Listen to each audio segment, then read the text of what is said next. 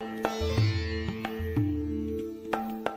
you truly know what the term meditation actually means? Or have you perhaps given it an esoteric and mystical meaning to color your vivid imagination? Welcome to CP Yoga, the channel for sharing the practical, technical, and philosophical aspects of yoga. What we are going to explain is that the word meditation, when applied to the practice of yoga, becomes decontextualized.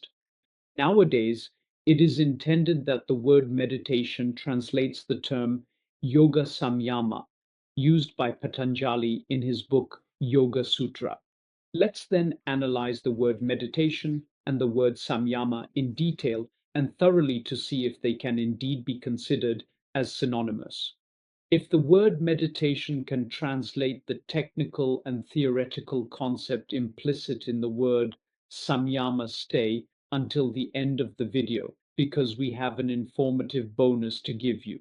Meditation means to think attentively, deeply, and thoroughly about something, to reflect, to truly ponder, to prepare something in advance, to have the plan to do something, to project. We found some interesting synonyms for meditate. One that comes to mind is ponder. Another is contemplate. You can also muse, think deeply, reason through things, and ruminate. The term samyama encompasses the last three steps of Patanjali's Yoga Sutra, which are dharana, dhyana, and samadhi. But samyama, which is an essential and important step, is preceded by another prior step called pratyahara. Pratyahara is the abstraction of the senses. It means that to enter samyama, all the senses must be directed inward towards the observer. When the senses are no longer in contact with their own objects and take on the nature of the mind, that is pratyahara. To enter the state of samyama, our external waking sense is inappropriate. Hence the need for pratyahara, the abstraction of external senses. Yoga primarily uses physiological and organic sensations and other internal states as the object of attention focus to enhance mindfulness. The first stage of samyama, known as dharana, is like the initial effort of trying to tune a radio, where you must focus carefully to find the right signal. We currently have a radio station and we are experiencing significant interference. This interference creates noise and prevents us from clearly hearing the sound we want. If we tune in, we eliminate the noise and interference, leaving us with a clear sound that we can focus on and listen to. This essentially means that we eliminate thereby unnecessary mental dispersion and agitation, keeping the mind clearly focused.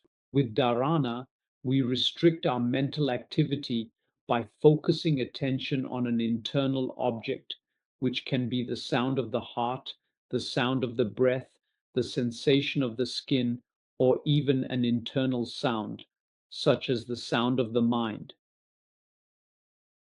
Therefore, we are not indeed discerning or reasoning about any philosophical, existential, or emotional topic, much less a truly professional one. We are actually and certainly immersed in our own organicity. When this state, the state of dharana, is consolidated, we automatically move to the second state of samyama, which is dhyana. Dhyana is a state of meditation that consists of the incessant continuity of the state of dharana, which is the previous state. As an example, we can use a water faucet to illustrate this concept. Imagine that the faucet is on and the water is dripping drop by drop. This can certainly be considered dharana. We are truly capable of noticing each drop, each and every moment when we are fixed with consciousness on an object. Over time, the flow of water increases, and instead of being drop by drop, it runs as a continuous stream of water. This is dhyana. Therefore, the flow of our attention is indeed continuous for an indefinite period of time. This is what is truly considered dhyana.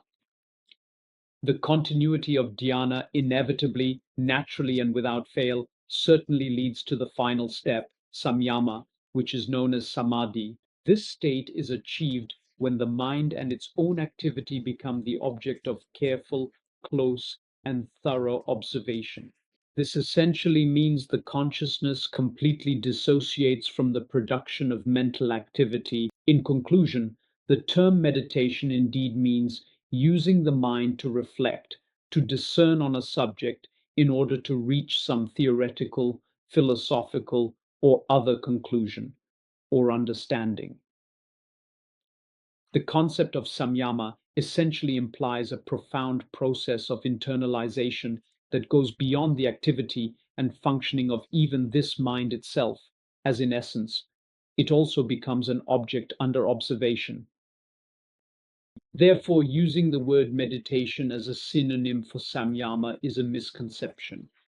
And now for our bonus of the day. Know this: no one can magically teach you to enter a state of samyama. What you can learn is a technique or techniques that will gradually and steadily and effectively lead you to that state.